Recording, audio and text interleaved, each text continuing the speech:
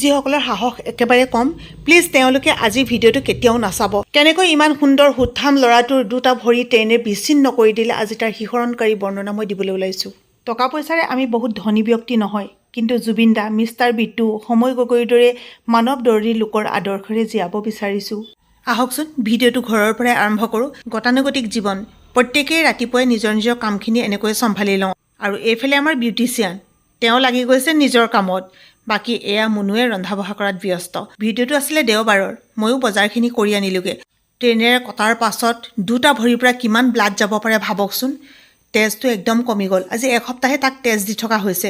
তাৰ উপৰিও খোৱা বোৱাটো গুৰুত্ব দিব লাগিব। সেইকাৰণে মুৰ্গীৰ জোল অলপমান মুনুৱে বনাইছে আৰু লগত থকাসকলৰ কাৰণে মই বেলেগকৈ মাংস বনাইছোঁ, আলু ৰঙালাও এনেকৈ দি পেলাই। তাৰ বোলে কুঁহি মাছ এজনী খুব ফ্ৰাই কৰি খাবলৈ মন গৈছে। ভগৱানেও যে ইমান মিলাই দিছে, বজাৰত সেই এজনীয়ে কুঁহি মাছ পালোঁ। আৰু এয়া মা মছলাবিহীন মুৰ্গী জোল। আৰু এইফালে মই বনাই আছোঁ এয়া ৰঙালাও, আলু আৰু মাংস। বহুতৰ চাগে এনেকৈও ক'বলৈ মন যাব, ট্ৰেইনখন আহিলে আৰু সি গম নাপালেনে? বা বহুত বেছি মদ খাই আছিলে নেকি? নতুবা মোবাইল ফোন চাই আছিলে নেকি? হেডফোন কাণত লগাই আছিলে নেকি? তাৰ এটাও নহয়। তাৰ মানুহগৰাকী ওলাই গৈছিলে কাৰোবাৰ ঘৰত অসুখৰ খবৰ ল'বলৈ, আৰু মানুহজনী নহাৰ কাৰণে সি পদূলি মুখতে ৰৈ আছিলে। আৰু যিহেতু সিহঁতৰ একদম পদূলি মুখেদিয়ে ট্ৰেইনৰ ৰাস্তাটো গৈছে, গতিকে সি তাতে অলপ সময় এনেই বহি আছিলে। আৰু তেতিয়া বাজিছিলে ৰাতি 10টা, আৰু সেই সময়তে ট্ৰেইনৰ ইঞ্জিন এটা কেৱল আহিছিলে। সি ইমানেই গম নাপালে তাৰ দুইটা ভৰি দেহৰ পৰা বিচ্ছিন্ন কৰি পেলালে, আৰু লগে লগে 108ৰ সহায়ত ডিব্ৰুগড় মেডিকেললৈ লৈ আনিলে। বহুজনে সুধি আছে মোৰ নিজৰ ভাইটি নেকি? আচলতে তেজমঙহৰ মোৰ নিজৰ ভাইটি নহয়। পৃথিৱীখনৰ দেখোন চাৰিওফালে চালে মই আপোন মানুহকে দেখোঁ। কোনোবা মোৰ দাদা হয়, কোনোবা মোৰ ভাইটি হয়, কোনোবা মোৰ ল'ৰা ছোৱালী হয়। জীৱনটো গুচি গ'লে একোৱেই নাই। সেইকাৰণে জীয়াই থকা দিনবোৰত সকলোকে আপোন কৰি ল'ব খোজোঁ। তাৰ ভাল নামটো অজয় গুৰিয়া, মানুহগৰাকীৰ নাম বাৰ্থে গুৰিয়া, আৰু ল'ৰা ছোৱালীহাল স্তুতি আৰু পোহৰ। তাক দেখি হুকটোৱে খুন্দা মাৰি ধৰিছিলে, কিন্তু যিমানেই হ'লেও তাৰ ওচৰত দুৰ্বল হৈ দিলে নহ'ব। গতিকে তাক এটাই কৈছোঁ, যিখিনি হ'ল সেইখিনি আৰু ভাবি একো লাভ নাই। কি হ'ব গৈ আছে আমি এতিয়া সেইটো ভাবিব লাগে। ভগৱানক এটাই ধন্যবাদ দিছোঁ, জীৱনটো যে তাৰ বাচিলে।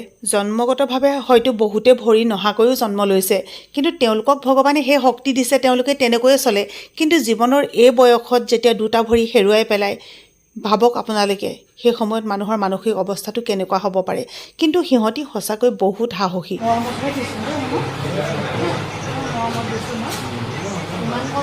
আৰু বেছিয়ে দিব লাগিছিল। এতিয়া মানে যিমান চিকিৎসা কৰিছে, চিকিৎসা যিমান খৰচ হয় তাৰ অকণমান এটা অংশকে আৰু। মোৰ ভাইটিৰ মানুহজনী বহুত বেছি সাহসী, যাৰ কাৰণে আজি মানে সিও সাহসী বাৰু, সিও সাহসী বোলে ককায়েক আছে দেই, ককায়েক আছে। আৰু এইখিনি সাহসেৰে আগবাঢ়িব লাগিব।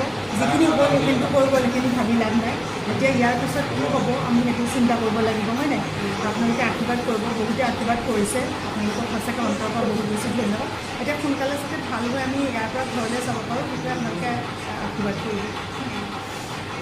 দুখ কৰে তেতিয়া কিবা কিবি কৈ আৰু হহুৱাই দিওঁ আৰু। না, হাঁহি মেলিয়ে থাকিব লাগিব। এতিয়াতো কান্দি থাকিলে অকল নহ'ব, হয় নাই? মোকো সি হাঁহিলে মানে মোকো ভাল লাগে আৰু মনটো, নহ'লে মনটো অলপ কিবা নিচিনা হৈ থাকিলে মোকো কিবা লাগি যায়। একদম মন বেয়া নকৰিবা, সাহসী হোৱা, সাহসেৰে জীয়াব লাগিব। জীৱনত আচলতে যুদ্ধ থাকে, সংগ্ৰাম থাকে। সেইখিনি যিসকলে পাৰ কৰিব পাৰে তেওঁৱে জীৱনত সফল হ'ব পাৰে। কাৰণ জীৱনটোৱে যুদ্ধক্ষেত্ৰ, যুদ্ধত জয়ী হ'বই লাগিব। জয় পৰাজয় চবতে আছে, কিন্তু আমি সদায় জয়ী হ'ম বুলিয়ে ভাবিব লাগিব, হয়নে? সিহঁতৰ ঘৰ মৰাণৰ তিলৈত, ৰাংচালি বুলি কয় সেই ঠাইখিনি। কালি তাৰ এটা অপাৰেশ্যন হৈ গ'ল। এতিয়া ভগৱানকে খাটিছোঁ সোনকালে যাতে সি ভাল হওক।